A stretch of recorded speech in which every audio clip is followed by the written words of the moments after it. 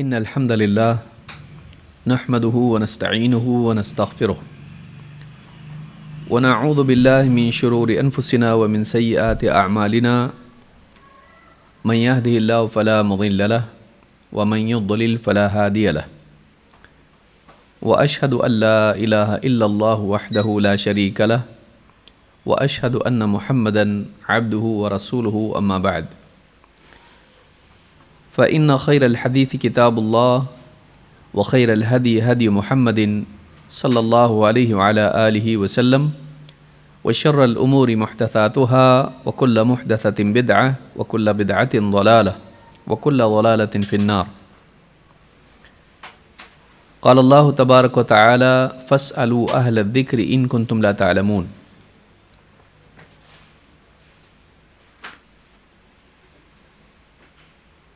قابل احترام اور بہنوں، حسن تحقیق اس عنوان کے تحت تحقیق کیسے کی جائے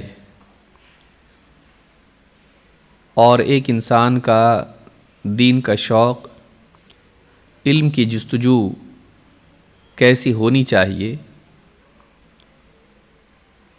خاص کر کے خواتین کے اعتبار سے، خواتین کے ناحیے سے،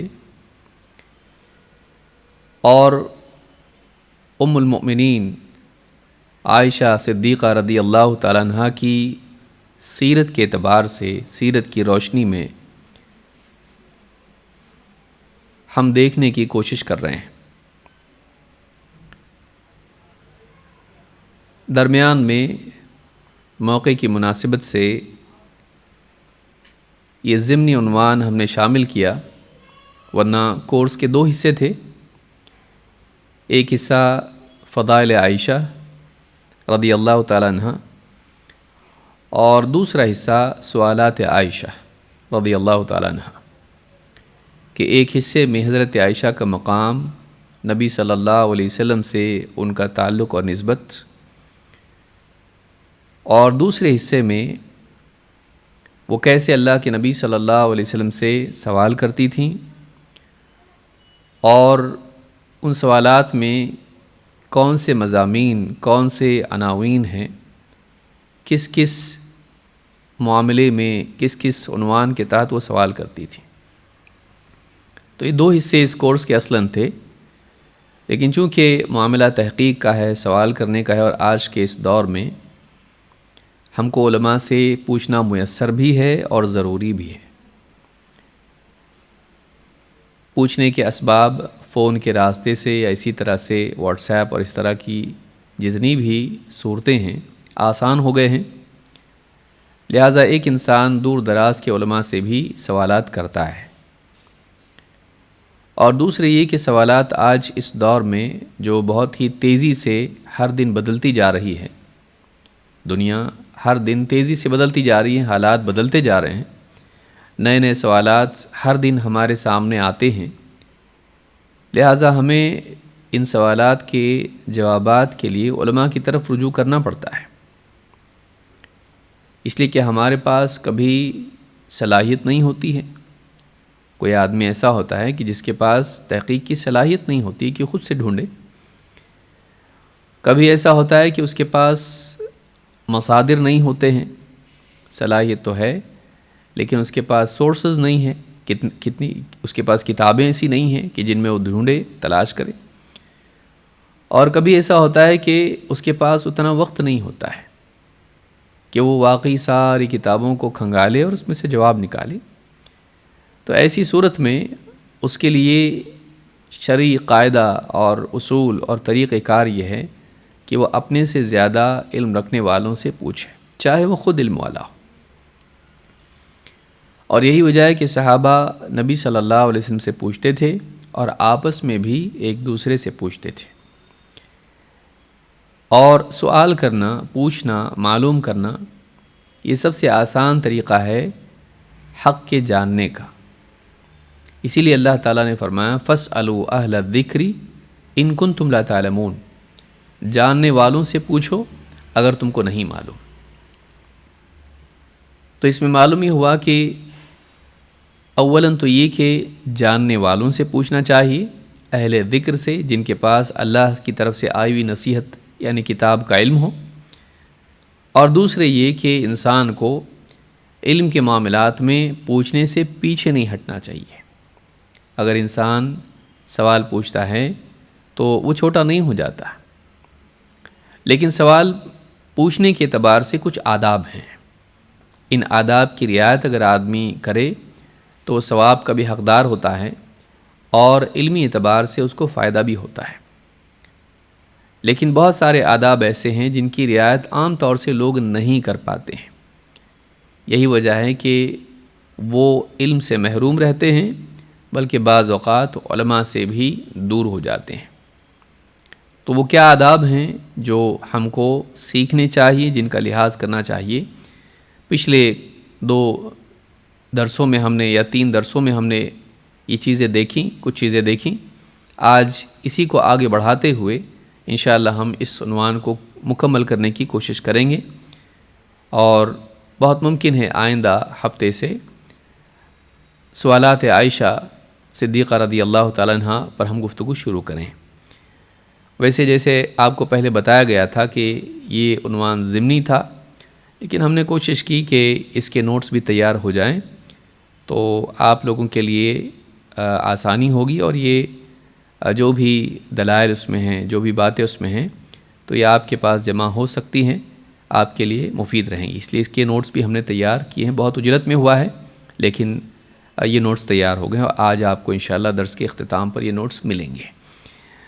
تو کل ملا کر ہمارے اس کورس میں 3 حصے ہوئے: 1 فضائل عائشہ، 2 علماء سے پوچھنے کے آداب یا علماء سے سوال کیسے کریں، اور 3 سوالات عائشہ۔ تو یہ 3 حصے ہیں، اور تینوں حصوں کے سوالات امتحان میں آئیں گے۔ یہ اگرچہ ضمنی عنوان تھا لیکن آپ کے کورس میں اس کو شامل کر دیا گیا ہے۔ تو یہ تینوں حصے ہیں جو امتحان میں ان کے متعلق سوالات آئیں گے انشاءاللہ۔ پچھلے درس میں ہم نے آخری بات جو دیکھی تھی وہ یہ کہ انسان علماء سے جب پوچھتا ہے تو بعض اوقات ان کے اوقات کی رعایت نہیں کرتا ہے، کبھی بھی رات میں فون کر دیا یا ایسے وقت میں فون کیا جب کہ وہ مصروفیت میں ہیں، اور پھر بعض اوقات انسان موقع پا کر اتنی تفصیلی اور اتنی طویل بات کرتا ہے، اتنے سوالات پوچھ لیتا ہے کہ ان کے لیے دقت ہو جاتی ہے۔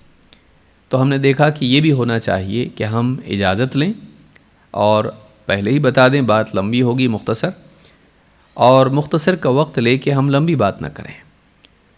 تو یہ ساری چیزیں آداب میں سے، اور یہ صرف عالم کے ساتھ خاص نہیں ہے، یہ آپس میں بھی اس کی رعایت ہونی چاہیے۔ آپس میں بھی جب ہم بات کرتے ہیں تو یہ ساری چیزوں کی رعایت ہونی چاہیے۔ بہت سے اصول ایسے ہیں جو عالم کے ساتھ خاص نہیں ہیں، آپس کی گفتگو میں بھی ان چیزوں کی رعایت کرنا چاہیے۔ آئیے آگے بڑھتے ہوئے دیکھتے ہیں اور کیا آداب ہیں علماء سے پوچھنے کے۔ پوچھنے میں انسان کو چاہیے کہ وہ سلیقے سے سوال پوچھے۔ انسان کے عقل کی پہچان اس کی زبان ہوتی ہے، اسی لیے بعض سلف کا کہنا ہے کہ انسان کی لیاقت اس کی زبان کے نیچے چھپی ہوتی ہے۔ جیسے انسان زبان کھولتا ہے معلوم ہو جاتا ہے کہ اس کا مقام کیا ہے۔ بعض اوقات ایک انسان سیدھا سادہ ہوتا ہے دیکھنے کے اعتبار سے، لیکن جب وہ بات کرتا ہے تو سمجھ میں آتا ہے کہ کتنا اونچا انسان ہے۔ لیکن کبھی ایسا ہوتا ہے کہ ایک انسان بہت بڑا دکھائی دینے والا ہوتا ہے، لیکن جیسے ہی زبان کھولتا ہے اس کی اوقات سامنے آ جاتی ہے۔ اسی لیے علماء کہتے ہیں کہ ایک جاہل بھی سمجھدار شمار ہوتا ہے جب تک کہ وہ چپ رہتا ہے، جیسے وہ منہ کھولتا ہے لوگوں کو اس کا عیب معلوم ہو جاتا ہے۔ تو انسان کیسے گفتگو کرتا ہے اور اس کی گفتگو میں سلیقہ کتنا ہے، تنظیم کتنی ہے، الفاظ کا انتخاب اور جملوں کی بندش، اور اسی طرح سے بات کو پیش کرنے میں اخلاق، نرمی، تو یہ ساری چیزیں جو ہیں یہ ادب میں سے ہیں، اور ان کا لحاظ رکھنے والا، ان کا اہتمام کرنے والا انسان اپنے معاشرے میں بھی لوگوں کا دل جیتتا ہے اور ایسا انسان سماج میں بہتری لانے والا بنتا ہے۔ تو علماء سے سوال پوچھنے میں بھی سلیقہ انسان کا ہونا چاہیے کہ وہ کیسے بات کرے، کیسے اپنی بات کی شروعات کرے، کیسے اپنی بات کو پیش کرے، کیا پوچھنا ہے۔ بعض اوقات آدمی عالم کے سامنے بات کرتے کرتے خود سوال اپنا بھول جاتا ہے کہ اس کو پوچھنا کیا ہے، اتنی زیادہ بات کر لیتا ہے کہ اصل سوال ہی رہ جاتا ہے۔ عالم کو پوچھنا پڑتا ہے کہ آپ پوچھنا کیا چاہتے ہو۔ تو یہاں پر یہ بات ہے کہ انسان کسی عالم سے اگر پوچھنا چاہتا ہے، خصوصاً جب کہ اس کے پاس وقت کم ہوتا ہے، کسی وہ مدرسے میں پڑھاتا ہے یا کسی یونیورسٹی میں ہے یا کہیں اور مصروف رہتا ہے، تو ایسے عالم سے اگر آدمی پوچھ رہا ہے تو پہلے اپنے ذہن میں سوال کو تشکیل دے دے۔ اگر یہ نہیں کر سکتا ہے تو کاغذ پر پہلے لکھ لے، کاغذ پر لکھ لے، پھر جیسے مثلاً پوچھ رہا ہے براہ راست یا فون پر کوئی پوچھ رہا ہے، تو آپ اگر یاد نہیں رکھ سکتے اپنی پوری بات کو تو آپ لکھے ہوئے سوال کو پڑھیے تاکہ آپ گڑبڑا نہ جائیں۔ بعض اوقات ہوتا ہے کہ ایک بڑا عالم ہے، ہم پوچھنے میں گھبرا جاتے ہیں اور صحیح ڈھنگ سے بات نہیں کر پاتے ہیں، ان کا یعنی ان کی ہیبت ایسی ہوتی ہے کہ بات کرنے میں ہم گڑبڑا جاتے ہیں۔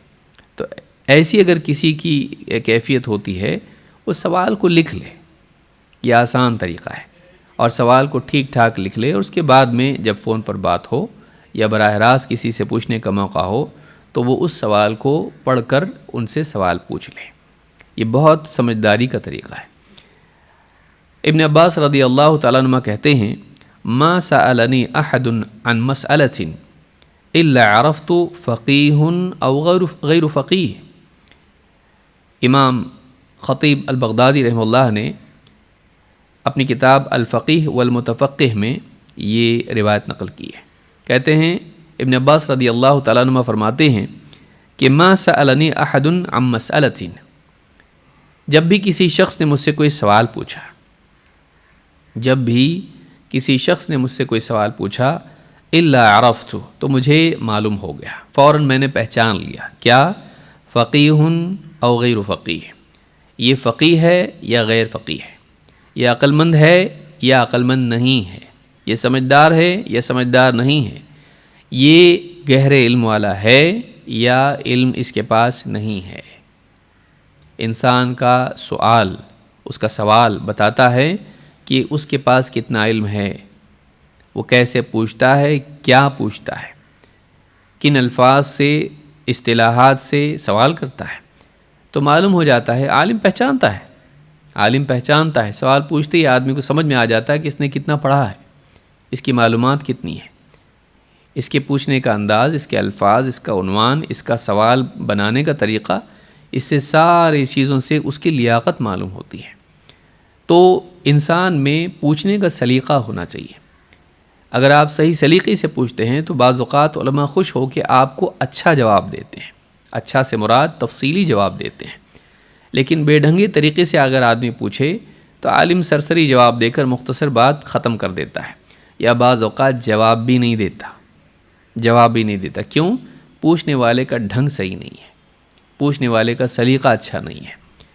تو یہ بھی اپنے اندر پیدا کرنا چاہیے کہ جب آپ سوال کسی سے کریں، کسی عالم سے خاص طور سے، تو آپ اس سوال کو صحیح ترتیب دیں اور صحیح سلیقے سے سوال پوچھیں۔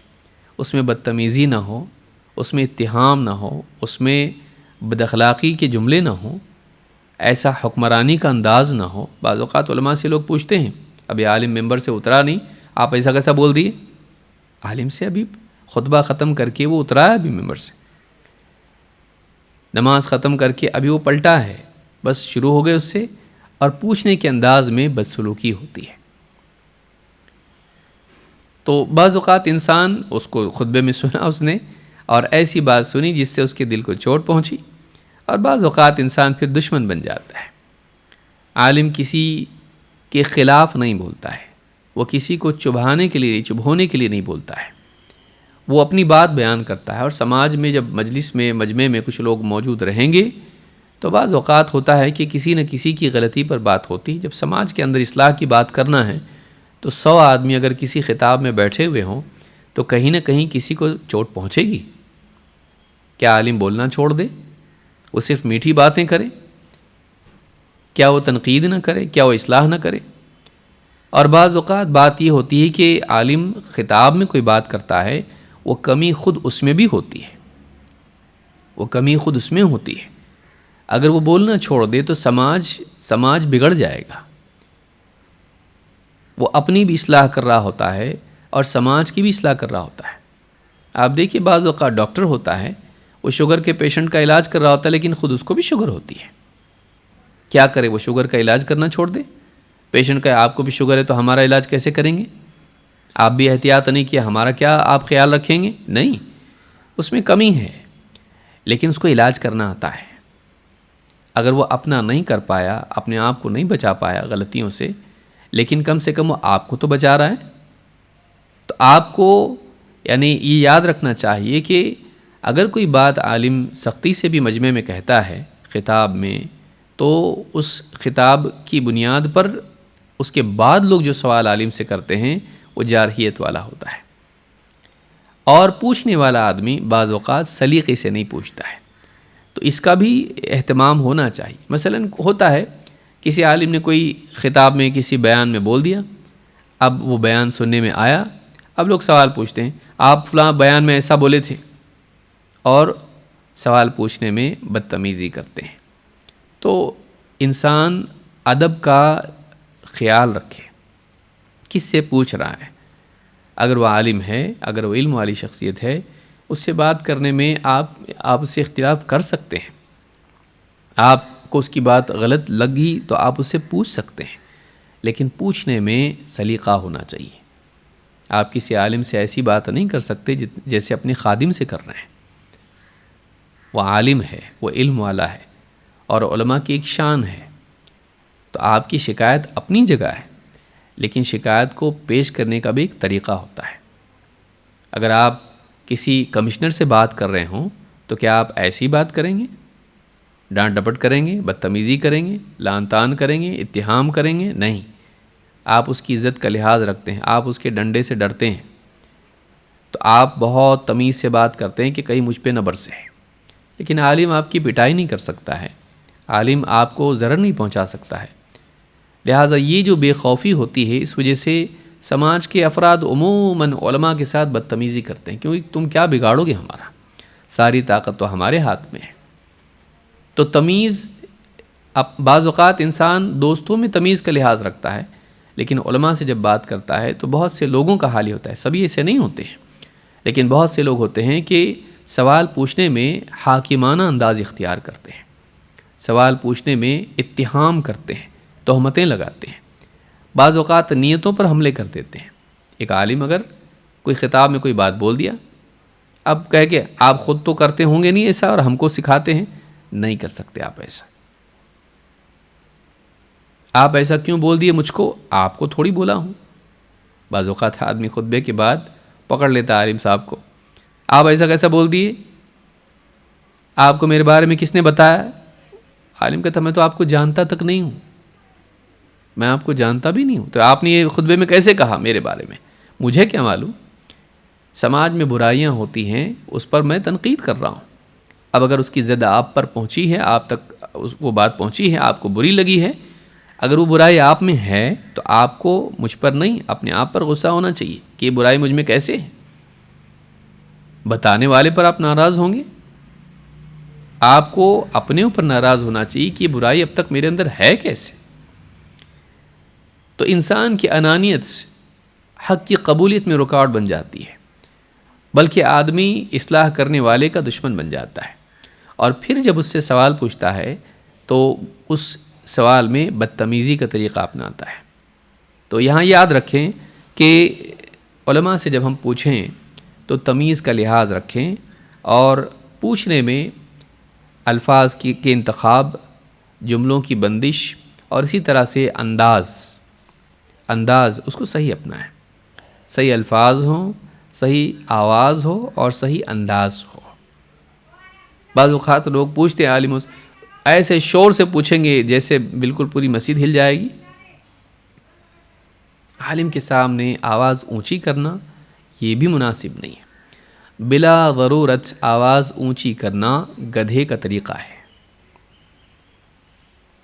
ان انکر الاصوات لصوت الحمیر، اللہ نے کیا فرمایا؟ وغضض من صوتک، اپنی آواز نیچی رکھ۔ کیوں؟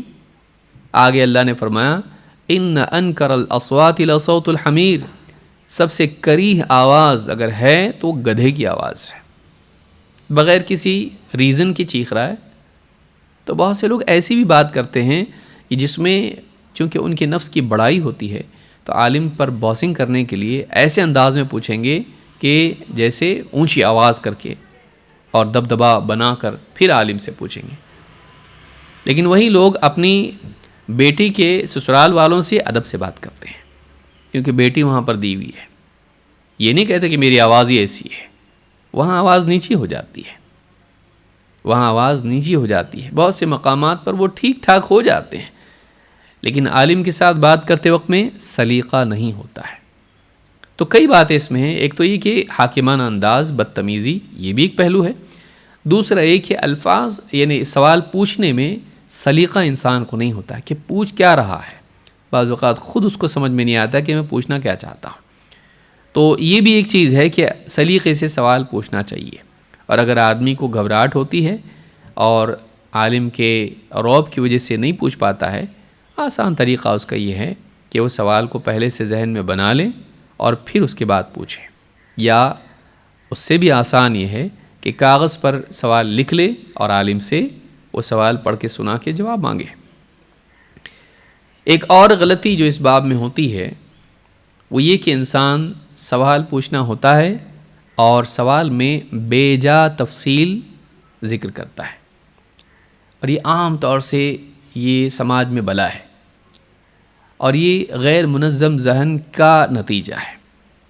منظم کلام منظم ذہن کا نتیجہ ہوتا ہے۔ اگر انسان کا مائنڈ آرگنائزڈ ہے تو اس کی سپیچ بھی آرگنائزڈ ہوگی۔ بکھرے ہوئے خیالات بکھری ہوئی باتیں پیدا کرتی ہیں۔ تو انسان کو چاہیے کہ وہ جب سوال پوچھے عالم سے تو اس میں غیر ضروری تفصیلات نہ بولے، اصل سوال پوچھے۔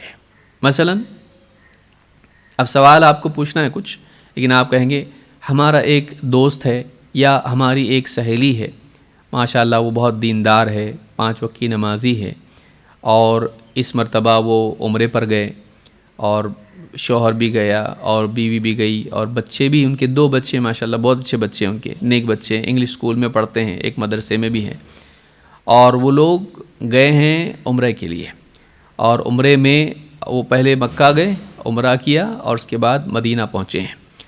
تو سوال یہ ہے کہ اب مدینہ میں وہ 5 دن رکنے والے ہیں، اور ہوٹل بھی ماشاءاللہ بہت اچھا انہوں نے لیا ہے کیونکہ بہت اچھا پیسہ جمع کر کے گئے، اور شوہر جو ہے کماتا بھی اچھا ہے۔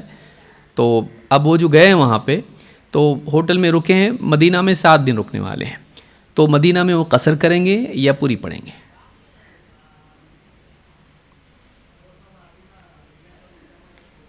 اب سوچئے آپ کہ اس پورے سوال میں اصل سوال کیا ہے؟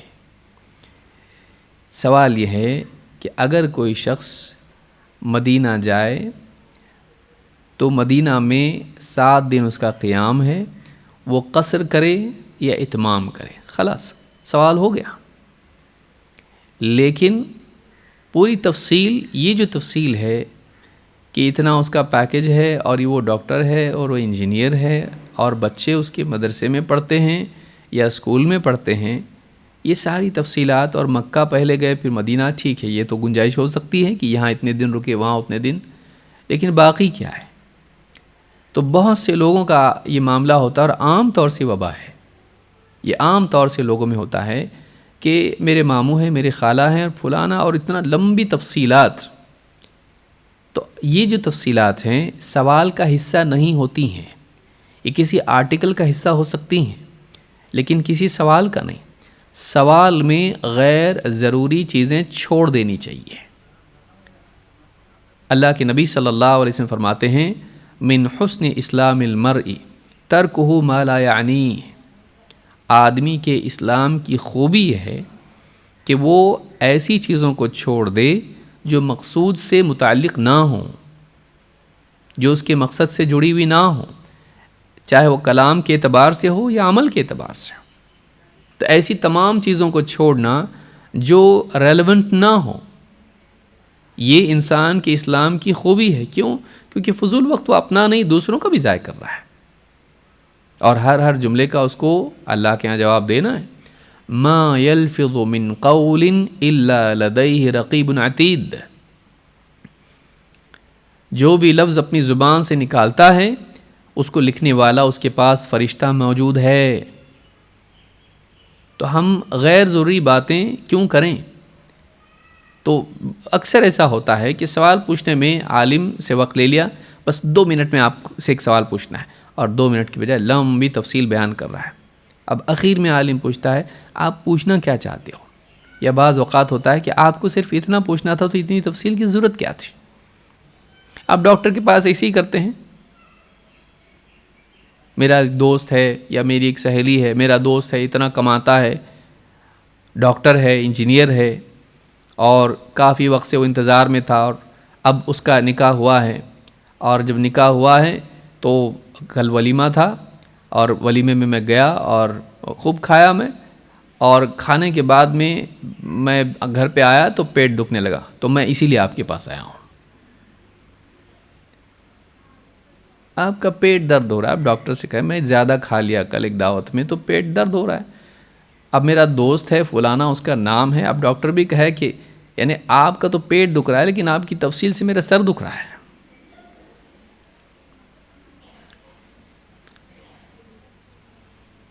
اور زیادہ مناسب یہ ہوتا کہ آپ اتنی تفصیل جو اس کی بتائے ہیں، آپ تو جاب سے شروع کیے، بچپن سے بتانا چاہیے تھا پورا، کہ بچپن میں آپ کہاں کھیلتے تھے، کیا کرتے تھے، کون سی اسکول میں پڑھے ہیں۔ تو اس میں آپ کے پیٹ کے درد کے بارے میں زیادہ ہم کو انالیسس کرنے میں آسانی ہوگی۔ سوچئے، غیر ضروری آپ ڈاکٹر کے پاس جاتے ہیں، سیدھا کہتے ہیں ڈاکٹر صاحب کل دعوت میں گیا تھا، بہت کھا لیا اور کنٹرول نہیں تھا مجھ کو، اب پیٹ درد ہو رہا ہے، بس ختم۔ کتنا بولنا ہے یہ انسان کو معلوم ہونا چاہیے۔ لہٰذا سوال پوچھنے میں اور یہ آپسی گفتگو میں بھی، دیکھیے ایک ہوتا ہے کہ آپس میں ہم گفتگو کر رہے ہیں، اس میں تفصیلات میں کوئی رکاوٹ نہیں ہوتی ہے، کیونکہ وہ بات چیت ہے، اس کا مقصد ہی ہے آپس میں کنیکٹ ہونا، اور اس میں زیادہ باتیں ہم کرتے ہیں تو ایک دوسرے کی خیالات، جذبات اور ساری چیزیں، پسند ناپسند ساری سامنے آتی ہیں، اور ہم ایک دوسرے کو پہچانتے ہیں، اس کے ذریعے سے ہم ایک دوسرے کے جذبات کو، اس کی پسند ناپسند کو جانتے ہیں، اور اس سے ایک دوسرے کا تعارف زیادہ ہوتا ہے۔ یہ دوستوں میں ہوتا ہے، یہ رشتہ داروں میں ہوتا ہے، لیکن جب کسی سے ہم سوال پوچھتے ہیں، چاہے وہ عالم ہو یا کوئی اور ہو جس سے ہم کو رہنمائی چاہیے، اگر وہ کاؤنسلنگ ہے وہاں ڈیٹیلز کی ضرورت ہوتی ہے، کہ کسی کو اگر کوئی زندگی میں مسائل آ رہے ہیں، اب ظاہر بات ہے بیوی شوہر کا مسئلہ ہے، وہ تفصیل سے بول سکتے ہیں کہ ہمارا نکاح فلاں سال میں ہوا، ایسا ہوا، یا بچپن میں ایسا ہوا تھا، تو ظاہر بات ہے کہ اس کے کوئی سائیکالوجسٹ کے پاس کوئی بیٹھا ہے، تو ایسی صورت میں چونکہ وہ انسان کے حالات کا اس میں دخل ہوتا ہے، اس کی پرورش کا اس میں دخل ہوتا ہے، کہ ایک مرد ہے یا ایک عورت ہے، کس گھرانے میں پلی ہے، اس کے مزاج اور اس کی سوچ اور اس کے رہن سہن میں دخل ہوتا ہے۔ تو یہاں ضرورت ہے ماضی کی، پاسٹ کی ضرورت یہاں پر ہے، اور نکاح کی زندگی میں فلاں چیز ہوئی ہے ہمارے ہاں پر، یا بچوں کے بارے میں آپ بات کر رہے ہیں، ظاہر بات ہے کہ اس کے بارے میں آپ کو تفصیل سے بتانا پڑے گا، لیکن وہ کاؤنسلنگ کے لیے ہے۔ لیکن اگر فقہی مسئلہ آپ کو پوچھنا ہے، اس میں آپ کو تفصیل بتانے کی ضرورت نہیں ہے، کیونکہ نماز کا تعلق انسان کے ماضی سے نہیں ہے، اس کی پرورش سے کچھ بھی نہیں ہے۔ یا حلال و حرام کا معاملہ ہے، فلاں لباس جائز ہے کہ نہیں، ریشم مردوں کے لیے جائز ہے یا نہیں ہے، عورتوں کے لیے جائز ہے یا نہیں، یہ پوچھنے کے لیے آپ کو پورا اپنی بایوگرافی بتانے کی ضرورت نہیں ہے۔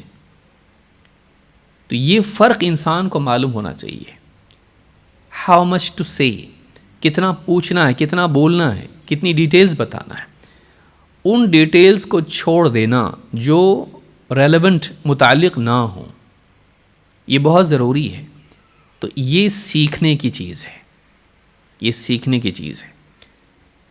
ٹو دا پوائنٹ بولنا یہ بہت بڑی صلاحیت ہے۔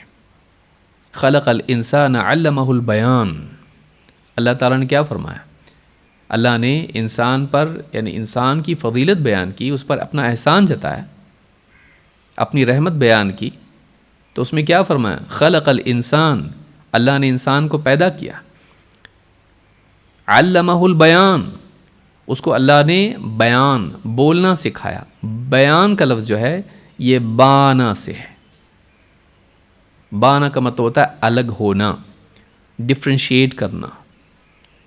تو انسان بات کو ایسے بیان کرے کہ اس سے وہ یعنی کٹ کے غیر ضروری چیزیں الگ ہو جائیں، بالکل ٹو دا پوائنٹ بات ہو، اور حق اور مطلوب اور مقصود واضح ہو جائے، التباس نہ رہے، بات مکس اپ نہ ہو جائے، کلیئرٹی اس کے اندر ہو۔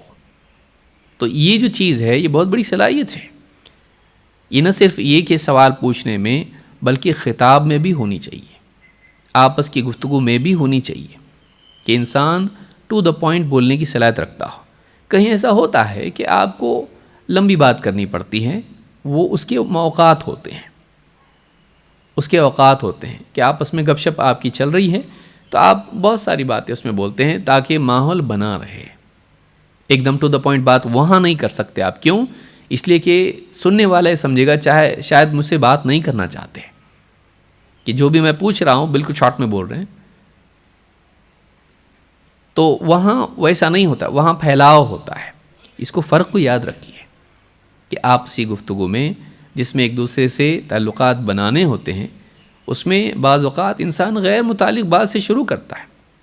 جیسے آپ بیٹھے مثال کے طور پر ڈاکٹر کے انتظار میں، آپ کا نمبر آئے گا، آپ کے بازو میں کوئی اور ہے، آپ اس سے پوچھتے ہیں آج گرمی بہت ہے نا، یا آپ کہتے ہیں آج سردی شروع ہو گئی ہے نا، اب وہ کہتے ہیں ہاں سردی ہو گئی، دیکھیے کل بارش فلاں علاقے میں ہوئی تھی، پرسوں تو گرمی تھی لیکن آج سردی ہو گئی۔ آپ دواخانے میں بیٹھے ہیں، لیکن آپ نے بات شروع کرنے کے اعتبار سے کہا، پھر آپ ادھر ادھر کی کچھ باتیں کرتے ہیں۔ مقصود آپ کا کیا ہوتا ہے؟ کنیکٹ ہونا اور انکمفرٹیبل سائلنس کو ختم کرنا، ایسی خاموشی جو انسان کے لیے تناؤ کا باعث بنے، اس کو ختم کرنا، خوشگوار ماحول بنانا۔ اس میں آدمی کوئی بھی ٹاپک چن لیتا ہے تاکہ کم سے کم خاموشی سے دوریاں پیدا نہ ہو، بات کے ذریعے سے کنیکٹ ہوں۔ وہ وہاں ہے، وہاں وہ ہے، وہاں وہ ضروری بھی ہے، وہاں ضروری بھی ہے کہ لمبی بات ہو۔ شادی بیاہ ہوتا ہے، گھر کے اندر لوگ مہمان آتے ہیں، لمبی باتیں ہوتی ہیں، اس سے دل بہلتا ہے، اس سے آپس میں محبتیں پیدا ہوتی ہیں۔ وہ ایک الگ ماحول ہے، وہ الگ چیز ہے، وہاں وہ ٹھیک ہے۔ یہ نہیں کہ آپ ہر جگہ وہ کرنے لگے کہ ایک دم شارٹ میں بات کریں، نہیں، اس کا مقام ہے۔ لیکن یہاں جب ہم سوال پوچھیں کسی ایکسپرٹ سے، تو وہاں آپ کو پریسائز ہونا چاہیے، وہاں آپ کو بالکل ٹو دا پوائنٹ ہونا چاہیے۔ یہ دونوں چیزوں کا فرق آپ کو یاد رکھنا پڑے گا۔ تو اللہ کے نبی صلی اللہ علیہ وسلم فرماتے ہیں من حسن اسلام المرء ترکہ ما لا یعنی، آدمی کے اسلام کی خوبی یہ ہے کہ وہ لا یعنی چیزوں کو ترک کر دے، ایسی چیزیں جو اس سے متعلق نہ ہو، ریلیونٹ نہ ہو، اس کے لیے کوئی وہ چیز اس کی زندگی میں اس کا کوئی ضرورت نہ ہو، وہ اس کے مقصود سے جڑی ہوئی نہ ہو، وہ اس کے مقصد حیات سے جڑی نہ ہو، زندگی کے مقصد سے اس کا کوئی لینا دینا نہ ہو، چھوڑ دے وہ۔ تو یہاں یہ حدیث بتاتی ہے کہ غیر ضروری چیزوں کو چھوڑنا یہ خوبی ہے، بلکہ آپ زندگی میں یہ اصول آج دیکھیں، ہر چیز میں آپ اپلائی کر سکتے ہیں۔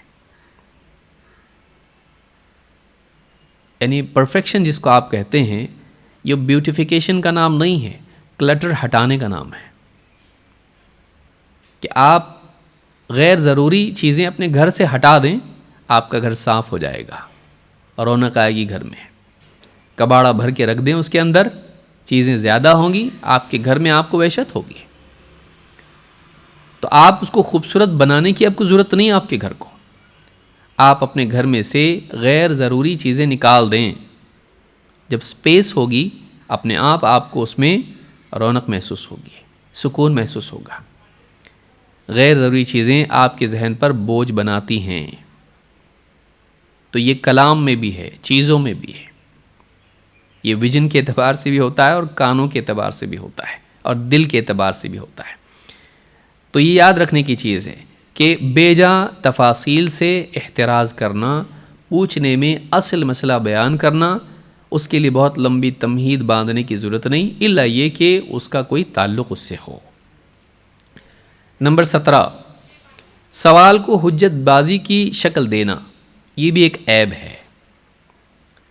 بعض اوقات وہی ہوتا ہے کہ لوگ علم نہیں رکھتے ہیں لیکن عالم سے حجت کرتے ہیں. حجت کرنے اور بحث کرنے کا اختیار اس کو ہے جس کے پاس پیشگی علم ہو اور اس کو لگتا ہو کہ عالم کی بات اس کے علم سے کانٹرڈکٹ کر رہی ہے, اس کے خلاف ہے. میرے پاس ایک دلیل ہے, عالم صاحب نے ایک بات بولی, میری دلیل سے ان کی بات ٹکرا رہی ہے, تو آپ یہاں بحث کر سکتے ہیں اگر آپ کے پاس علم ہے. لیکن اگر آپ کے پاس علم نہیں ہے تو آپ سائل ہو, آپ پوچھنے والے ہو, آپ مناظر نہیں بن سکتے. مناظر بننے کے لیے, بحث کرنے کے لیے آپ کے پاس خود اپنا علم ہونا چاہیے. یہ دونوں میں فرق ہے. بغیر علم کے بحث کرنا, اللہ تعالیٰ فرماتا ہے ہا انتم ہؤلاء حاججتم فیما لکم بہ علم. تمہارا یہ حال ہے کہ تم اس چیز میں بحث کرتے ہو یا کر چکے ہو جس میں تم کو علم تھا. ٹھیک ہے, یہ چلے گا. جس میں تم علم رکھتے ہو اس میں تم اگر بحث کرو تو یہ تو بات ٹھیک ہے. فَلِمَ تُحَاجُّونَ فِي مَا لَيْسَ لَكُمْ بِهِ علم. لیکن جس چیز میں تم کو علم نہیں ہے اس میں تم کیوں بحث کرتے ہو, اس میں تم کیوں حجت کرتے ہو. یہ سورہ آل عمران کی آیت نمبر 66 ہے. اس آیت میں اللہ نے بتایا کہ جس چیز میں علم انسان کو ہو اس میں بحث کرے, سمجھ میں آتا ہے کیونکہ وہ دعویٰ کرنے کی پوزیشن میں ہے کہ دیکھو میرے پاس یہ دلیل ہے اور یہ میں اس بنیاد پر کہہ رہا ہوں. لیکن آپ کے پاس اگر علم نہیں ہے تو آپ کو پوچھنے والا ہونا چاہیے, بحث کرنے والا نہیں. بغیر علم کے بحث کرنا اللہ نے پسند نہیں کیا ہے. تو بعض اوقات لوگ علماء سے پوچھتے ہیں. اب پوچھا کہ کیا مردوں کے لیے ریشم حرام ہے حلال ہے؟ آدمی نے کہا حرام ہے. کہا لیکن عورتوں کے لیے تو حلال ہے. کہا ہاں. تو ایسا کیسے؟ عورتوں کے لیے حلال اور مردوں کے لیے حرام. اسلام میں حلال اور حرام تو ایک ہی ہے نا, ریشم تو ریشم ہی ہے. آپ کو نہ اصول معلوم ہے نہ کچھ بنیادی باتیں آپ کو معلوم ہیں.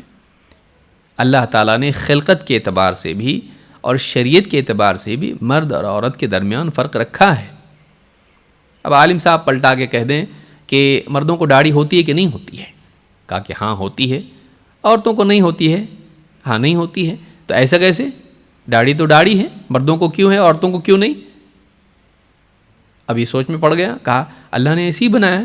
تو کہا اللہ نے ایسی شریعت دی ہے. جب اللہ تعالیٰ نے خلقت میں ان کو الگ رکھا ہے تو خلقت میں نہیں, صرف کریشن میں نہیں, شریعت میں بھی الگ رکھا ہے. تو دونوں میں فرق ہے. اب اس کو علم نہیں ہے لیکن حجت کر رہا ہے. ایسے کیسے ہو سکتا ہے؟ ایسے کیسے ہو سکتا ہے؟ آپ کو معلوم ہونا چاہیے کہ جہاں نص آ جائے وہاں عقل نہیں چلتی ہے. وہاں آپ عقل کی بنیاد پر حلال و حرام نہیں کر سکتے ہیں جب آپ کے پاس دلیل موجود ہے کہ عورت اپنے مہینے کے ایام میں نماز چھوڑ دے گی لیکن مرد کے لیے نماز معاف نہیں ہے. اب بحث کر رہا ہے یا بحث کر رہی ہیں. ایسا کیسے؟ تو ایسے ہی ہے. اللہ نے یہ دین دیا ہے, اس میں مختلف افراد کے لیے مختلف احکام ہیں. نے کہا دین تو ایک ہی ہے. ایسے کیسے ہو سکتا ہے؟ دین ایک ہی ہے لیکن کیا آپ نے قرآن میں نہیں پڑھا لا یکلف اللہ نفسا الا وسعها؟ اللہ تعالیٰ کسی پر وہ بوجھ نہیں ڈالتا جو اس کی وسعت میں نہ ہو. اللہ تعالیٰ نے ہر ایک کو اس کی استعداد کے مطابق مکلف بنایا ہے. رسپانسبلٹی, کیپیسٹی اور کیپیبلٹی کے اعتبار سے ہوگی. ذمہ داری صلاحیت کے مطابق ہوگی. یہ نہیں کہ سب پر برابر بوجھ ڈالا جائے. لیکن انسان بعض اوقات، یہ ایک موٹی مثال ہے، ایسی کئی مثالیں ہیں، لوگ بحث کرتے ہیں ایسے کیسے، جبکہ ان کے پاس کوئی علم نہیں ہوتا ہے. بغیر علم کے بحث کرنا یہ جہالت ہے. جس کے پاس علم نہیں ہے اس کو پوچھنا چاہیے کہ عالم صاحب اس کا کیا جواب ہے، یہ جواب ہے، اس کی کیا دلیل ہے، یہ دلیل ہے. ٹھیک، اگر کچھ نہیں سمجھا تو پوچھ سکتا ہے، لیکن بحث نہیں کر سکتا ہے. بحث کیوں کرے گا؟ بحث وہ کرے گا جس کے پاس خود علم ہے. بغیر علم کے بحث کیسے کر سکتا ہے؟ کیونکہ کانٹرڈکٹ کرنے کے لیے آپ کے پاس کوئی بنیاد ہونا چاہیے. آپ کے پاس خود بنیاد نہیں اور آپ رد کر رہے ہو. کس بنیاد پر آپ رد کر رہے ہو؟ آپ کو کیا حق پہنچتا ہے کسی کو رد کرنے کا جبکہ آپ کے پاس کوئی پیمانہ نہیں ہے؟ جیسے کوئی میجرمنٹ ہے، آپ کہیں غلط ہے، وہ کہے صحیح ہے، میں نے فٹ پٹی سے اس کو یا اس کو ٹیپ سے میں نے چیک کر کے کیا ہے، یہ وزن اتنا کلو ہے. آپ کہہ رہے نہیں ہو سکتا ایسا.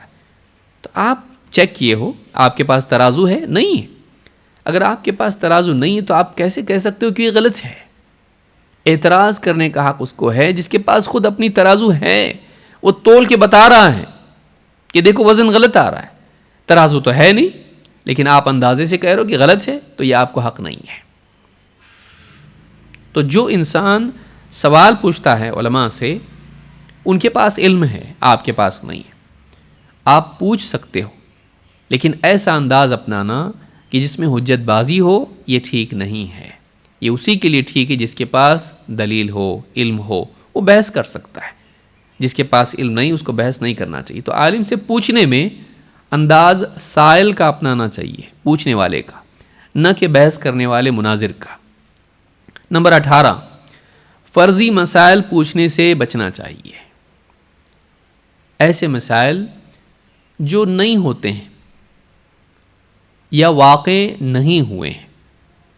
حماد ابن یزید المنقری کہتے ہیں، حدثنی ابی، مجھ سے میرے والد نے حدیث بیان کی، قال جاء رجل یوما الى ابن عمر رضی اللہ عنہما، ایک دن ایک شخص عبداللہ ابن عمر رضی اللہ تعالیٰ عنہما کے پاس آیا. فسألہ عن شیء لا ادری ما ہو، کچھ پوچھا ان سے، مجھے نہیں معلوم کہ وہ کیا پوچھا تھا اس نے.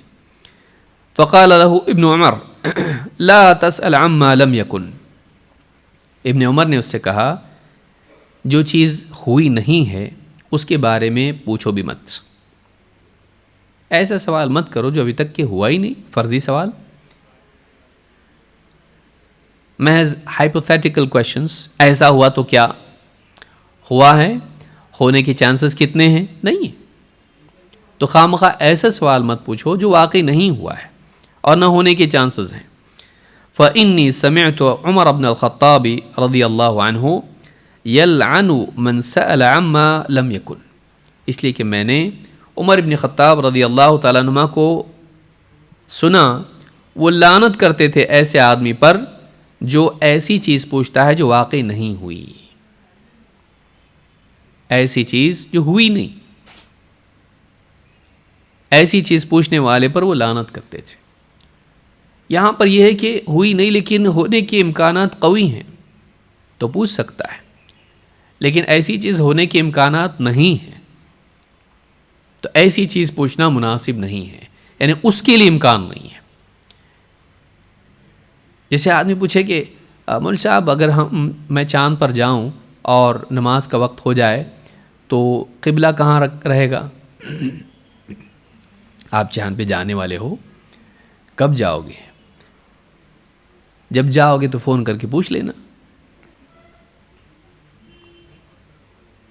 یہ فرضی سوالات ہوتے ہیں جو وقت ضائع کرنے کے لیے ہوتے ہیں یا عالم کو دشواری میں ڈالنے کے لیے ہوتے ہیں. ایسا نہیں پوچھنا چاہیے، ایسا نہیں پوچھنا چاہیے.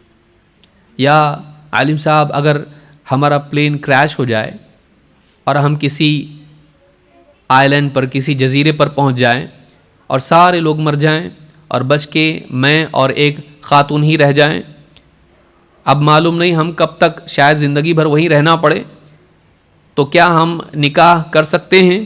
لیکن قاضی نہیں ہے اور مہر کے لیے کچھ نہیں ہے اور 2 گواہ بھی نہیں ہیں، تو اب نکاح ایسا ہوگا کہ نہیں ہوگا؟ اگر وہ نکاح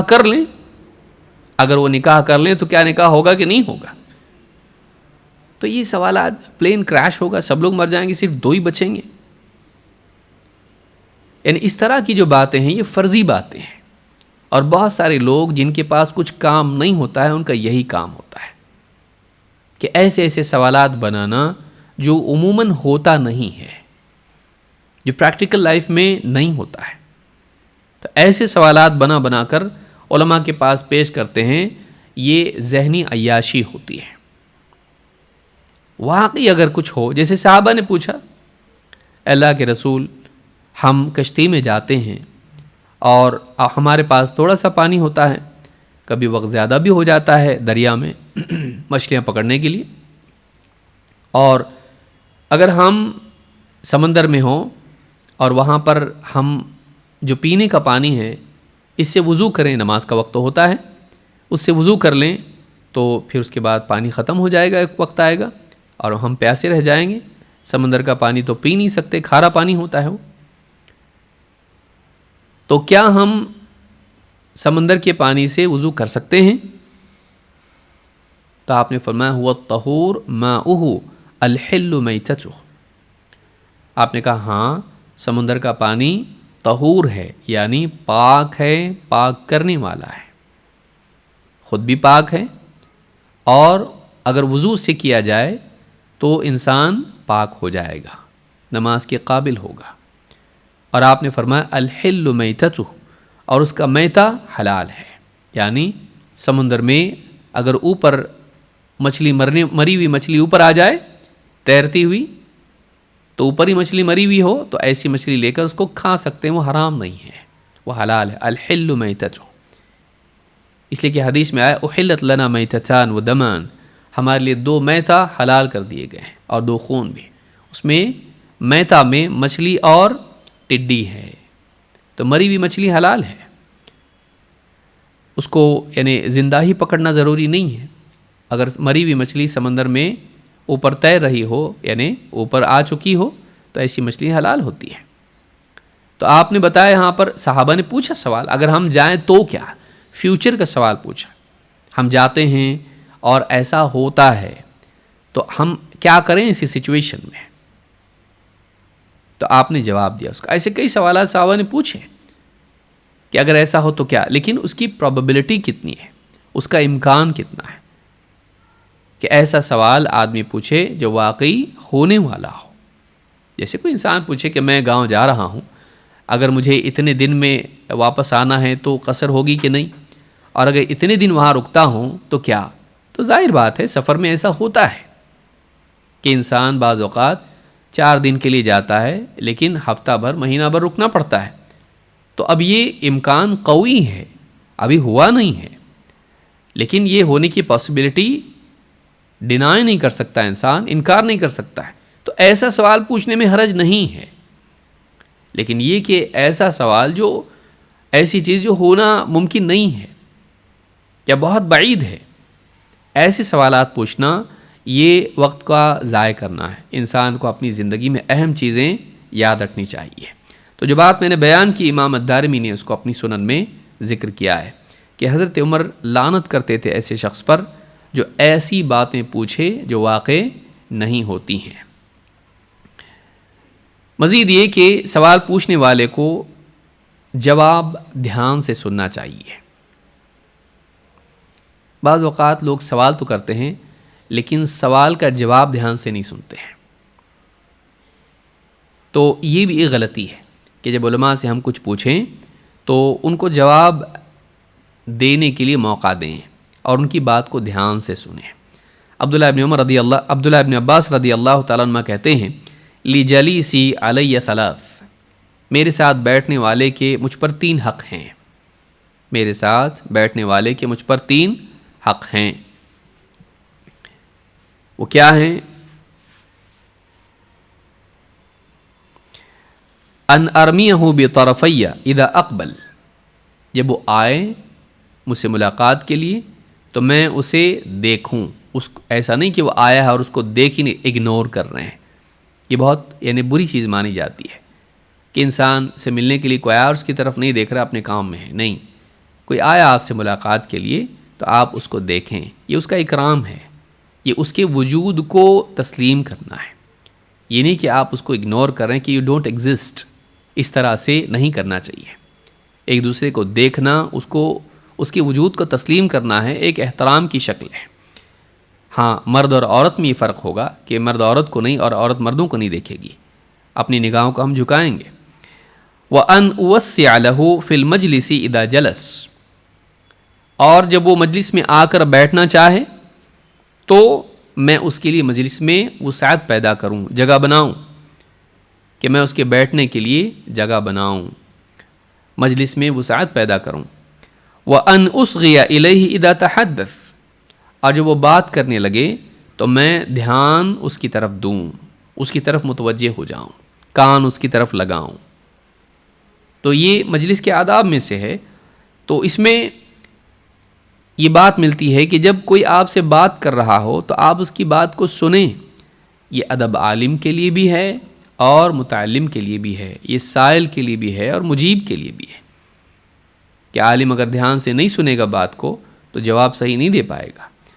لیکن جب عالم جواب دے رہا ہو تو پھر پوچھنے والے کو چاہیے کہ اس کے جواب کو دھیان سے سنیں. بعض اوقات لوگ دھیان سے نہیں سنتے ہیں اور پھر اس کے بعد کہتے ہیں ذرا واپس سے اب بتا سکتے کیا کہا آپ نے. یعنی اتنی دیر آپ کو جواب دیا گیا اور آپ اپنے کام میں لگے ہوئے تھے، اپنی دکان پر، اپنے گھر میں باتیں کر رہے ہیں، اور آپ یہاں عالم جواب دے رہا آپ کو، اور آپ پھر سے اس کو پوچھ رہے ہیں کہ بتائیے کیا کہا آپ نے. تو یہ نہیں ہونا چاہیے. جب آپ نے کسی سے سوال پوچھا ہے تو آپ اس کا جواب دھیان سے سنیں. یہ نہیں کہ آپ اپنے موبائل سے کھیلنا شروع کر دیں اور عالم جواب دے رہا ہے آپ کو. بہت سے لوگ ایسا کرتے ہیں. تو یہ نہیں ہونا چاہیے. سوال آپ نے پوچھا ہے تو آپ جواب دھیان سے سنیں. اسی طرح سے 20واں ادب یہ ہے کہ جب آپ دھیان سے سنیں، اسی کے ساتھ بات کاٹیں نہیں. عالم سے آپ نے سوال پوچھا ہے، وہ جواب دینا چاہ رہا ہے، اب جواب دینے میں آپ اس کی بات بیچ میں سے کاٹے نہیں، بلکہ آپ اس کا جواب پورا ہونے دیں. اس کے بعد آپ کو پوچھنا ہے پوچھیں. حسن بصری رحمۃ اللہ علیہ فرماتے ہیں اذا جالست فکن علی ان تسمع احرص منک علی ان تقول. جب تو کسی کے ساتھ بیٹھے تو بات کرنے سے زیادہ تیری حرص بات سننے کی ہونی چاہیے. لوگوں کے ساتھ جب ہم بیٹھتے ہیں تو سننے کا حریص زیادہ بن بولنے کے حریص بننے سے. وتعلم حسن الاستماع كما تتعلم حسن القول. تو سننے کو، اچھا سننے کو سیکھ ویسے ہی جیسے تو اچھا بولنا سیکھتا ہے. انسان کے لیے صرف اچھا سپیکر ہونا ضروری نہیں ہے، اچھا لسنر ہونا بھی ضروری، بلکہ اس سے زیادہ ضروری ہے. کیونکہ علم کا حصول کانوں کے راستے سے ہوتا ہے. اور اللہ تعالیٰ نے قرآن کریم میں متعدد مقامات پر کانوں کو پہلے بیان کیا ہے. وَجَعَلَ لَكُمُ السَّمْعَ وَالْأَبْصَارَ وَالْأَفْئِدَةَ. تو کان جو ہے یہ سننے کا ذریعہ ہے، سب سے پہلے مقدم ہے. تو آپ سنیے بات کو. جب عالم سے آپ بات کر رہے ہیں آپ اس کی بات کو سنیں. اور کہا وَلَا تَقْطَعْ عَلَىٰ أَحَدٍ حَدِيثَهُ. کسی کی بھی بات کاٹ مت، کسی کی بات کاٹ مت. اب پوچھا عالم صاحب سے، عالم صاحب بتائیے بیوی کے شوہر پر کیا حقوق ہیں اور شوہر کے بیوی پر کیا حقوق ہیں. اب عالم نے بولنا شروع کیا. پہلے بیوی کے بتایا یا شوہر کے بتایا جیسے سوال تھا. اب شوہر کے بتایا، آدمی ہے پوچھنے والا، دیکھیے شوہر کے حقوق ہیں اور بیوی کے حقوق. لیکن اگر وہ شوہر بیوی ایسا کرے تو، اگر بیوی ایسا کرے تو، عالم سے پوچھ رہا ہے درمیان میں بات کاٹ کے. عالم نے کہا کہ دیکھیے آپ نے دونوں کا پوچھا ہے، شوہر کے بیوی پر حقوق کیا ہیں اور بیوی کے شوہر پر حقوق کیا ہیں. میں نے ابھی شوہر کے بتائے، اب بیوی کے بھی بتا رہا ہوں. آپ پورا جواب سنیے، اس کے بعد آپ کو کچھ پوچھنا ہے پوچھیے.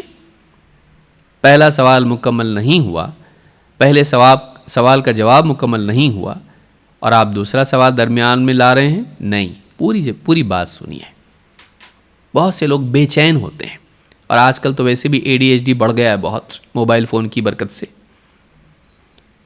تو لوگوں کو دھیان دینا بہت دشوار ہو گیا ہے. بے چینی، کہ جواب پورا بھی نہیں ہوا عالم کا، دوسری چیز کیونکہ اس کے دماغ میں ایک اچانک سے چوزا آ جاتا ہے، اس کے دماغ میں کچھ بات آ جاتی ہے، پھر وہ پوچھتا ہے. اچھا بعض اوقات عالم کو یہ بھی، عالم کہتا ہے پوری بات تو سن لیجئے. نہیں عالم صاحب مجھ کو یاد نہیں رہتا ہے، میرے ذہن میں ایک بات آ گئی ہے، اس لیے میں آپ سے پوچھ رہا ہوں. آپ کو یاد نہیں رہتا ہے، یہ آپ کا قصور ہے، یہ آپ کا ڈیفیکٹ ہے. جب آپ نے ایک سوال پوچھا ہے آپ کو جواب پورا سننا چاہیے، ادھورا جواب میں نہیں دے سکتا. ادھوری بات بتانے سے غلطی ہوگی، پوری بات سن لیجئے. بعض اوقات آدمی علمی سوال پوچھتا ہے، عالم کو جواب دیتے وقت میں پہلے کچھ بنیادی باتیں بتانی پڑتی ہیں. پوچھ رہا ہے عید میلاد النبی بدعت کیوں ہے؟ اب عالم بتا رہا ہے دیکھیے قرآن و سنت میں ایسا ہے، حدیث میں یہ ہے، قاعدہ یہ ہے، بدعت کا قاعدہ یہ ہے، سنت اس کو کہتے ہیں. اب وہ بتا، آپ وہ سب چھوڑیے، یہ بتائیے کہ کیوں ہے ایسا. تو وہی تو بتا رہا ہوں، آپ بات گما رہے ہیں، آپ بات بہت لمبی کریں. بھائی آپ نے سوال ایسا پوچھا ہے کہ آپ کا سوال اس کے لیے کچھ بنیادی باتیں بتانا ضروری ہے.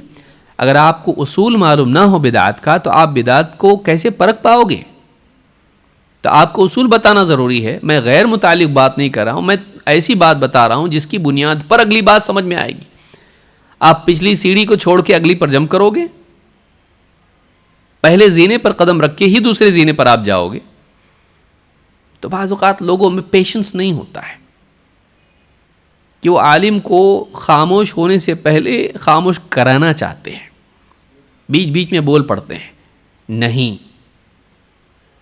نہیں، آپ کو پورا سننا چاہیے، خاموشی کے ساتھ میں پورا جواب. اور اس کے بعد میں اگر آپ کے ذہن میں کوئی بات ہے تو آپ وہ پوچھ سکتے ہیں، مزید وضاحت چاہ سکتے ہیں.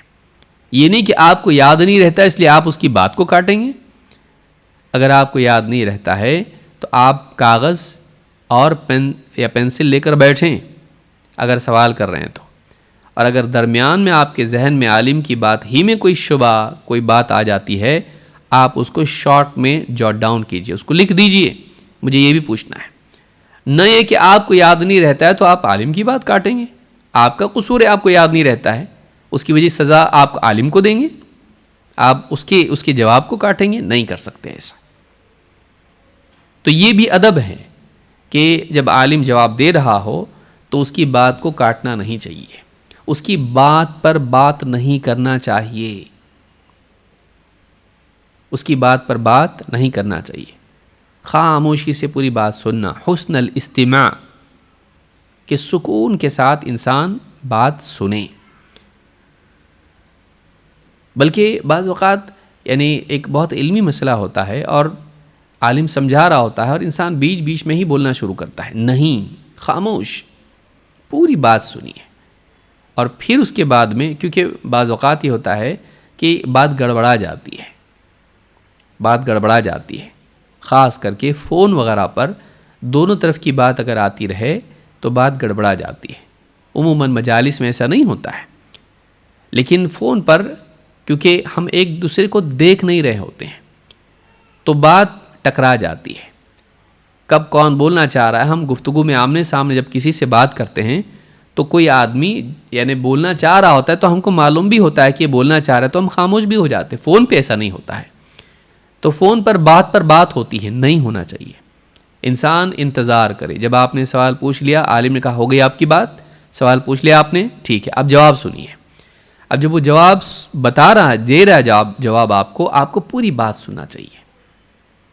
پھر پوری بات مکمل کر کے عالم کہے گا ٹھیک ہے اور کوئی سوال آپ کا ہے، تو اس کا مطلب یہ کہ اس کی بات ہو گئی. پھر آپ اپنی بات کریں گے. یہ ادب ہے، یہ صرف عالم کے ساتھ نہیں ہے، یہ آپس میں بھی ہے. الا یہ کہ وہ بات دوستوں کی، سہیلیوں کی ہو آپس میں تو ٹھیک ہے، ایک دوسرے کی بات پر بات ہوتی ہے، اس میں اتنا بڑا مسئلہ نہیں ہوتا ہے. لیکن یہ کہ ہم جب واقعی یعنی کسی سے بات کریں اور علمی بات ہو تو اس میں یہ ادب ملحوظ رکھنا چاہیے. اسی طرح سے ایک ادب یہ ہے کہ عالم اگر کسی بات پر ڈانٹ دے تو عالم سے بدظن ہو کہ عالم کو چھوڑنا نہیں. سوال و جواب میں اکثر ایسا ہوتا ہے کہ سوال پوچھنے والا غلط طریقے سے سوال پوچھتا ہے اور عالم اس پر اس کو ڈانٹتا ہے. اب ڈانٹنے کی وجہ سے وہ عالم سے ناراض ہو جاتا ہے کہ کیسے ڈانٹ دیا. تو آپ نے سوال ایسا پوچھا اور ایسی بات آپ نے کی جو مناسب نہیں تھی. عالم کو اتنا حق ہے کہ آپ کو ڈانٹیں. کیوں؟ عالم باپ کی طرح ہوتا ہے. آپ صلی اللہ علیہ وسلم نے خود فرمایا انما انا مثل ابیکم، میں تمہارے باپ کی طرح ہوں. مثل الوالدی لولدیہ، میں باپ کی طرح ہوں جو اولاد کے لیے باپ ہوتا ہے، ویسا میں تمہارے لیے ہوں. اعلمکم، میں تمہیں سکھاتا ہوں. انما انا لکم مثل الوالدی لولدیہ، میں تمہارے لیے ایسا ہوں جیسے باپ بیٹے کے لیے اولاد کے لیے ہوتا ہے، میں تمہیں سکھاتا ہوں. تو کبھی باپ ڈانٹ بھی دیتا ہے. اولاد کو ناراض نہیں ہونا چاہیے. پوچھ لیا عالم صاحب ہم تو ایسے ملک میں رہتے ہیں جہاں اسلامی حکومت نہیں ہے. ہاں تو پھر یہاں شرعی احکام، سود، یہاں سودی نظام ہے، تو ہم کیوں سودی نظام میں شریک نہیں ہو سکتے ہیں؟ شریعت کے احکام تو نہیں ہے نا یہاں پر. اب عالم بعض اوقات ڈانٹ دیتا ہے. اچھا شریعت کے احکام کیسے نہیں ہیں؟ ہر انسان پر شریعت کے احکام ہیں، کہ اسلامی حکومت تو نہیں ہے نا یہاں پر. تو کیا کریں گے؟ مطلب زنا اور چوری بھی کریں گے؟ اگر شرعی احکام، اسلامی حکومت اگر نہیں ہے اور اسلامی سزاؤں کا نفاذ نہیں ہے تو کیا گناہ کریں گے؟ اسلامی سزائیں نہیں ہیں یہاں پر، چوری پر ہاتھ نہیں کاٹا جاتا ہے اور زنا پر اس کو سنسار نہیں کیا جاتا ہے، تو کیا آپ یہ کریں گے؟ ڈانٹ دیا عالم صاحب نے. آپ ایسا کیسے کر رہے ہیں؟ میں کیا چور دکھائی دیتا ہوں آپ کو؟ بعض اوقات عالم کے ڈانٹنے پر آدمی برا مان جاتا ہے اور پھر کہتا ہے یہ عالم اچھا نہیں ہے، یہ عالم اچھا نہیں ہے، ڈانٹتا ہے. دیکھیے ڈانٹ بھی اصلاح کا ایک حصہ ہے. بعض اوقات ڈانٹنا بھی پڑتا ہے تاکہ انسان کو معلوم. اور اللہ کے نبی صلی اللہ علیہ وسلم نے صحابہ کو ڈانٹا. کئی مقامات ہیں جہاں پر آپ نے صحابہ کو ڈانٹا بھی ہے. یہ بھی ایک اصلاح کا حصہ ہے. امام شافعی رحمۃ اللہ علیہ فرماتے ہیں قیل علی سفیان ابن عیینہ، سفیان ابن عیینہ سے کہا گیا ان قوما یأتونک من اقطار الارض تغضب علیہم. بعض لوگ دور دور سے آتے ہیں آپ کے پاس. سفیان ابن عیینہ بڑے علماء میں سے ہیں. سفیان الثوری الگ ہیں، سفیان ابن عیینہ الگ ہیں. کہا کہ بعض لوگ دور دور سے آپ کے پاس آتے اور آپ ان پر غصہ ہو جاتے ہو.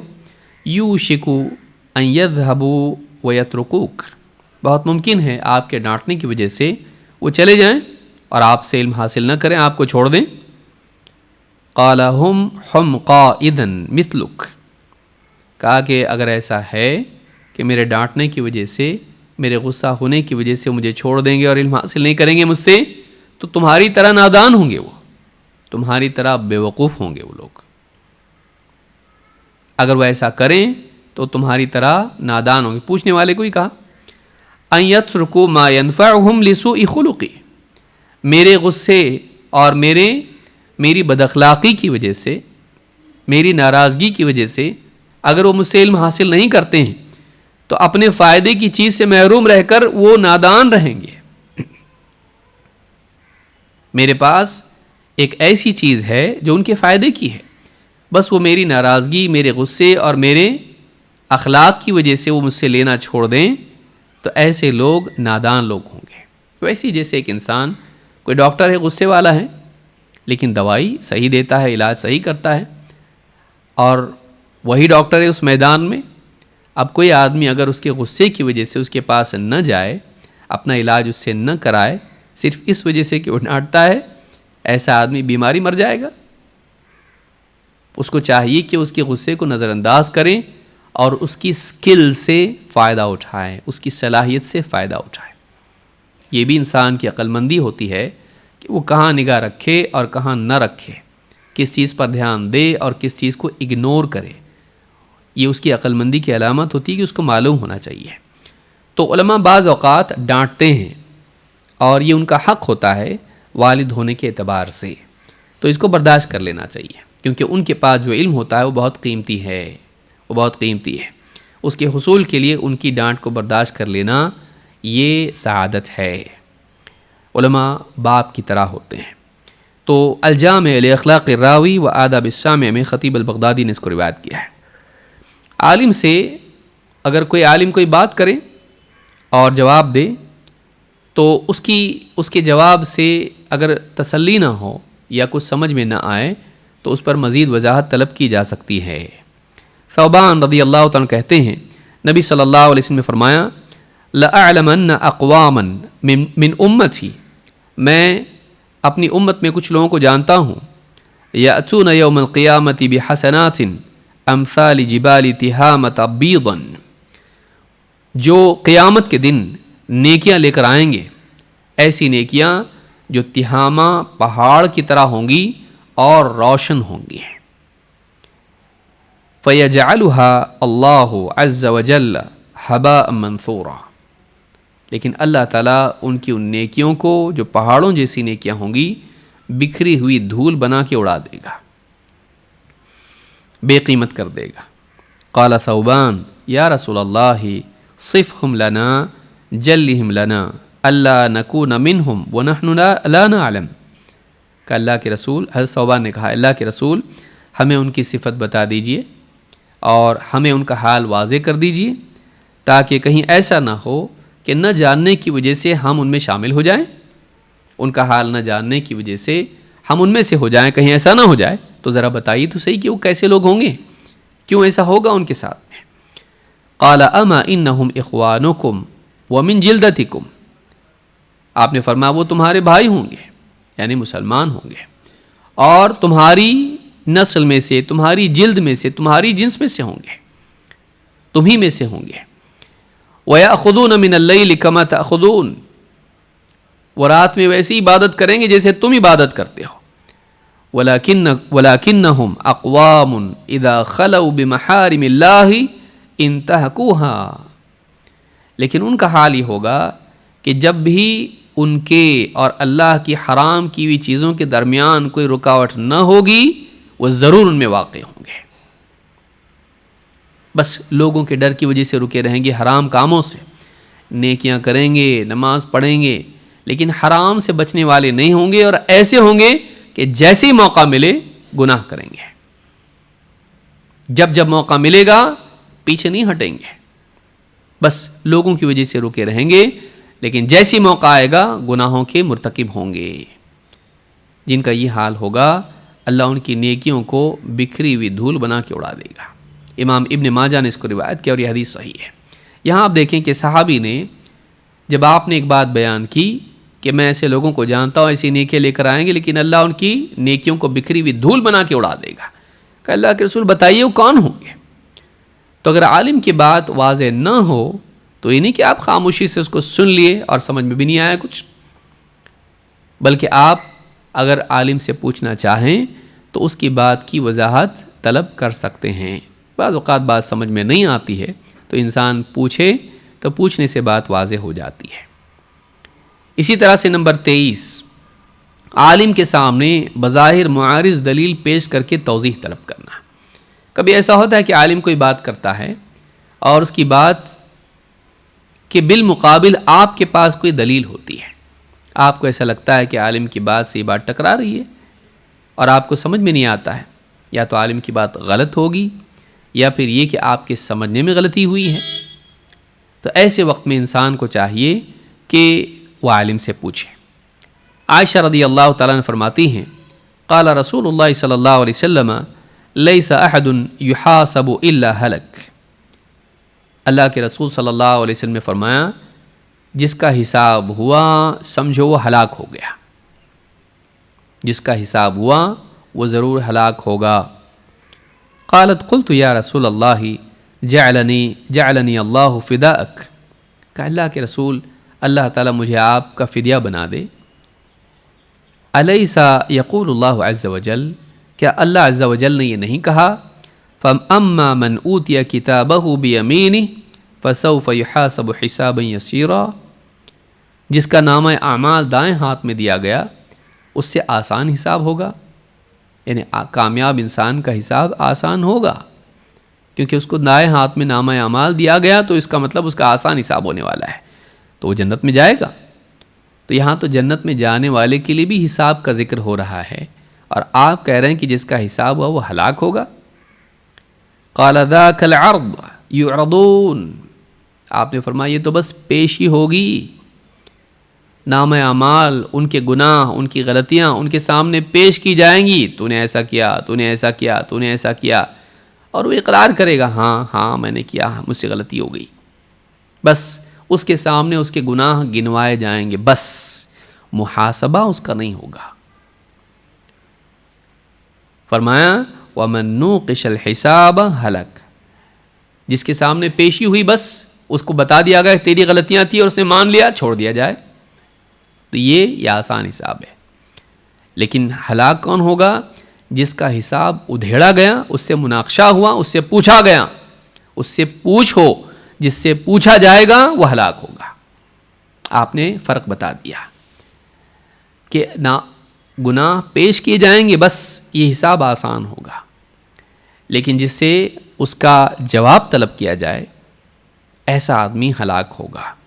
تو حضرت عائشہ نے، آپ نے جب ایک بات بتائی تو ان کو سمجھ میں نہیں آیا، ان کو لگا قرآن کی آیت اور یہ بات اس میں بظاہر تعارض دکھائی دے رہا ہے، بظاہر کانٹرڈکشن ہے، لیکن وہ جانتی تھیں کہ خلل میرے فہم میں ہے، نبی صلی اللہ علیہ وسلم کی بات اللہ کی بات کے خلاف نہیں ہو سکتی ہے، تو وضاحت کیا ہے، تو کلیریفیکیشن طلب کیا اور دلیل پیش کی کہ آپ کی بات اور یہ بات دونوں میں تطبیق کیسے دی جائے، تو آپ نے جواب بتا دیا، ایک صرف پیشی ہے اور دوسرا مناقشہ ہے، تو دونوں میں فرق ہے، جس سے مناقشہ ہو، جس سے انٹروگیشن جس کو آپ کہتے ہیں، جس سے مناقشہ ہو وہ ہلاک ہوگا، جس کو صرف بتا دیا جائے اس کی غلطیاں اور چھوڑ دیا جائے یہ کامیاب ہو گیا، آسان حساب یہ ہے۔ تو یہ بخاری اور مسلم کی حدیث ہے اور الفاظ بخاری کے ہیں، تو عالم سے کوئی بات اس کی سمجھ میں نہ آئے، سوال پوچھنے کے بعد وہ جواب دے، پھر بھی سمجھ میں نہیں آیا، کوئی بات اس سے معارض ہو، پوچھا جا سکتا ہے۔ اور آخری بات یہ کہ خواتین کیا علماء سے پوچھ سکتی ہیں؟ پوچھ سکتی ہیں۔ عبداللہ بن عباس رضی اللہ تعالیٰ عنہ کہتے ہیں جاءت امرأة الى رسول اللہ صلی اللہ علیہ وسلم فقالت یا رسول اللہ ان امی ماتت وعلیہا صوم نذر افاصوم عنہا، کہتے ہیں کہ ایک عورت اللہ کے رسول صلی اللہ علیہ وسلم کی خدمت میں حاضر ہوئی اور کہا اے اللہ کے رسول، میری والدہ کا انتقال ہو گیا اور ان پر نذر کے روزے باقی تھے، انہوں نے نذر مانی تھی لیکن روزے رکھنے کا موقع نہیں آیا نذر کے اور وفات ہو گئی، افاصوم عنہا، کیا میں ان کی طرف سے نذر کے وہ روزے رکھ سکتی ہوں ماں کی طرف سے؟ قال ارأيت لو كان على امك دين فقضيتيه اكان يؤدي ذلك عنها، آپ نے کہا ذرا یہ تو بتاؤ، اگر تمہاری ماں پر قرض ہوتا اور تم اپنی ماں کی طرف سے وہ قرض ادا کرتی تو کیا وہ قرض ادا ہو جاتا؟ قالت نعم، کہا ہاں۔ قال فصوم عن امک، آپ نے فرمایا تو ٹھیک اپنی ماں کی طرف سے روزے رکھو۔ یہ بخاری اور مسلم کی حدیث ہے۔ یعنی آپ کے پاس عورت آئی اور براہ راست اس عورت نے آپ سے سوال کیا، تو ایک عورت بھی علماء سے سوال پوچھ سکتی ہے، اس میں کوئی حرج نہیں ہے، لیکن اس میں شرعی حدود کا لحاظ رکھنا ضروری ہے۔ جیسے عالم کو فون کر کے ایسی آواز میں بات کرنا کہ اس کا دل مائل ہو، یہ جائز نہیں ہے۔ فلا تخضعن بالقول فیطمع الذی فی قلبہ مرض وقلن قولا معروفا، کہ اللہ تعالیٰ نے فرمایا کہ جب تم بات کرو، اللہ کے نبی صلی اللہ علیہ وسلم کی بیویوں سے کہا جا رہا ہے، جب تم بات کرو فلا تخضعن بالقول، اپنی بات میں ایسی لچک، ایسا لحن، ایسی لچک پیدا نہ کرو جس سے ایسا شخص جس کے دل میں بیماری ہو، اس کے دل میں تمنا پیدا ہونے لگے، وہ محسوس کرے کہ شاید یہ میری طرف مائل ہے اور وہ بھی مائل ہو جائے۔ وَقُلْنَا قَوْلًا مَعْرُوفًا، بلکہ کہا کہ معروف بات کرو، ایسی بات کرو جو معروف ہو، ٹھیک ٹھیک ہو. یعنی ایسی بھی سخت نہیں کہ عالم کہے کہ مطلب شوہر کا غصہ ہم پہ تو نہیں اتار رہی ہے بیچاری، کہ بالکل ایسے غصے میں بات کر رہی ہے، ایسا بھی نہیں، بد اخلاقی بھی نہیں، معروف بات ہو، نہ بد اخلاقی اور سختی اور نہ نرمی اور لچک، درمیان میں سیدھی سیدھی بات.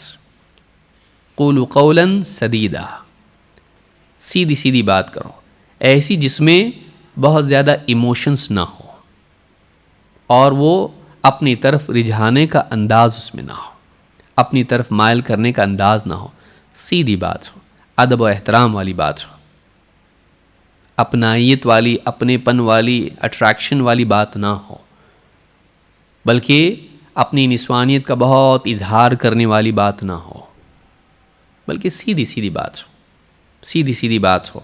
تو علماء سے بات کرتے وقت میں ایسی بات کرنا چاہیے. تو علماء سے پوچھنا خواتین کے لیے جائز ہے، لیکن اس میں یہ انداز اختیار کرنا بہتر ہے. زیادہ مناسب یہ ہے کہ شوہر کے ذریعے سے پوچھا جائے، اگر گنجائش ہے شوہر کے ذریعے سے پوچھا جائے یا بیٹے کے ذریعے سے پوچھا جائے یا بھائی کے ذریعے سے پوچھا جائے. لیکن اگر کوئی مجبوری ہو اور اس طرح کی دقت ہو اس معاملے میں، براہ راست بھی عورت پوچھ سکتی ہے، جیسا اس زمانے میں ہوتا تھا. لیکن ہم ایک فتنے کے دور میں ہیں اور اس میں فتنے اس باب میں بھی بڑھتے جا رہے ہیں. بعض اوقات خواتین کا علماء سے پوچھنا دونوں کے لیے بھی فتنہ بن جاتا ہے. خواتین کو چاہیے کہ وہ ایسے انداز میں علماء سے بات نہ کریں جس سے فتنے کی گنجائش پیدا ہو.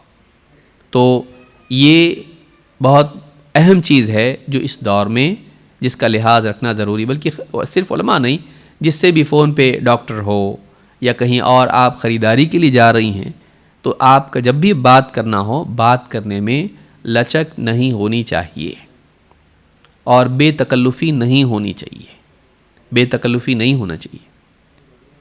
وہ پرایا مرد ہے، چاہے وہ کتنا ہی بڑا عالم کیوں نہ ہو، وہ تاجر ہے یا وہ ڈاکٹر ہے، کوئی بھی ہے، لیکن اس سے بات کرتے وقت میں آپ کو بہت لحاظ کر کے بات کرنا چاہیے.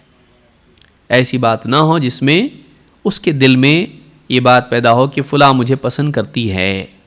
یہ انداز نہیں ہونا چاہیے، یہ انداز نہیں ہونا چاہیے. تو یہ بخاری اور مسلم کی حدیث تھی جس میں ہم نے دیکھا کہ خواتین بھی پوچھتی تھی. باقی یہ رہا کہ اس میں مسئلہ جو بیان کیا گیا ہے وہ نظر کے روزے کا ہے.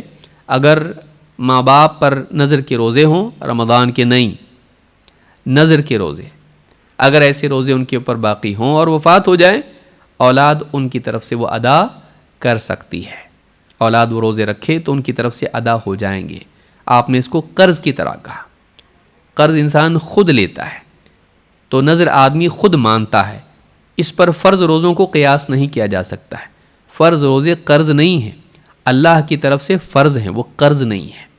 ہاں نظر کا روزہ قرض ہے کہ آدمی خود لیتا ہے اور ذمہ دار ہوتا ہے دینے کا. اس کے لیے لازم نہیں تھا کہ لے، لیکن اپنے اوپر اس نے لوٹانا لازم کر لیا. کیوں؟ اس نے خود نے لیا. یہ نظر کا روزہ ہے جو اپنے اوپر آدمی فرض کر لیتا ہے. تو نظر کے روزے کی قضا اولاد کر سکتی ہے، قریبی رشتہ دار اس کو ادا کر سکتے ہیں.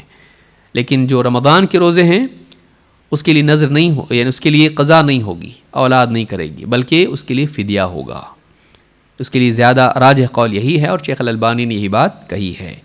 تو یہ کچھ باتیں تھیں، میں نے 22 کہی تھی لیکن یہ 24 ہو گئی، تو 2 باتیں اور زیادہ ہو گئیں. لیکن یہ چیزیں یاد رکھنے کی ہیں. اب آپ کو سمجھ میں آیا ہوگا کہ ہم کہاں کہاں غلطی کرتے ہیں، کتنی غلطیاں لوگوں سے پوچھنے میں ہوتی ہیں. تو اس کا اہتمام ہم کو کرنا چاہیے کہ ہم پوچھنے میں ان آداب کا لحاظ رکھیں، رعایت کریں جو ہمارے لیے استفادے کا بہتر دروازہ کھولتی ہیں. اللہ رب العالمین سے دعا ہے کہ ہم سب کو دین کا علم حاصل کرنے اور سلیقہ اس کا اپنانے کی توفیق عطا فرمائے. اقول ھذا واستغفر اللہ لی ولکم.